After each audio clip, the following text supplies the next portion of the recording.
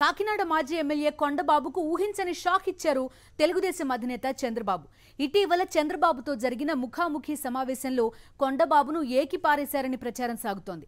ఇదిలా ఉంటే సోషల్ మీడియాలో వైరల్ అయిన ఒక ప్రచారం కొండబాబును ఉక్కిరిబిక్కిరి చేస్తోంది. ఇంతకీ కాకినాడ టీడీపీలో ఏం జరుగుతోంది?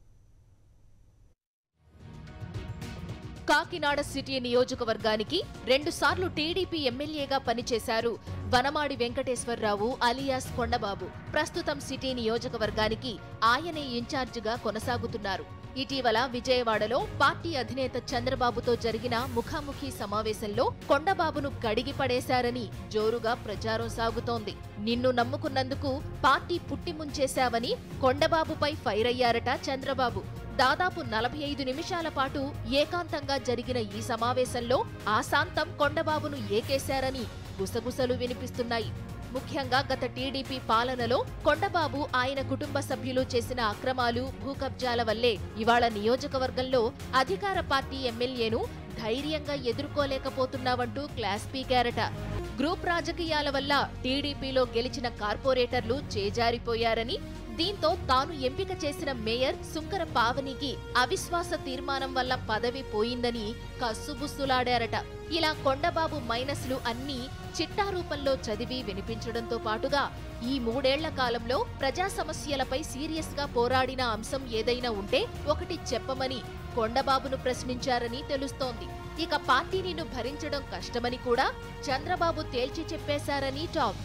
ఇదిలా ఉంటే చంద్రబాబుతో క్లాస్ పీకించుకున్న మర్నాడే సోషల్ మీడియాలో ఒక ప్రచారం విస్తృతంగా వైరల్ అయింది. కొండబాబును కాకినాడ సిటీ నియోజకవర్గం ఇన్ఛార్జ్ బాధ్యతల నుండి తప్పించి మాజీ మేయర్ సుంకర పావనికి బాధ్యతలు అప్పగిస్తున్నట్లు సాక్షాత్తు టీడీపీ రాష్ట్ర అధ్యక్షుడు అచ్చెన్నాయుడు సంతకంతో ఉన్న లెటర్ హెడ్ వైరల్ కావడంతో మూలిగేనక్కపై తాటిపండు పడ్డట్టయింది కొండబాబుకు. ఈ విషయాన్ని జిల్లా పార్లమెంటరీ పార్టీ అధ్యక్షుడు జ్యోతుల నవీన్, సీనియర్ నేత యనమల రామకృష్ణుడు దృష్టికి తీసుకువెళ్లడంతో ఆ లెటర్ ఫేక్ అంటూ నవీన్ వాట్సాప్ ద్వారా ప్రకటన జారీ చేశారు. ఇలా కొండబాబుకు కొద్ది రోజుల్లోనే షాక్ల మీద షాకులు తగిలాయి. ఇక కొండబాబుకు ప్రత్యామ్నాయంగా కాకినాడ సిటీ నియోజకవర్గానికి కొత్త అభ్యర్థిని పార్టీ అధిష్టానం ఎంపిక చేసినట్లు మరో ప్రచారం ఇప్పుడు తెర మీదకు వచ్చింది. బీసీ సామాజిక వర్గానికి చెందిన అతగాడు పోర్టు ఆధారిత వ్యాపారాలు చేసిన అనుభవం ఉన్న ఆ వ్యక్తి ఇటీవల చంద్రబాబును కూడా కలిసి వచ్చారని టాక్. అంతేకాదు ఆ వ్యక్తి లోకేష్ అనుంగ అనుచరుడుగా ఉన్న ఓ వ్యాపారవేత్తకు ఆప్తమిత్రుడని సమాచారం.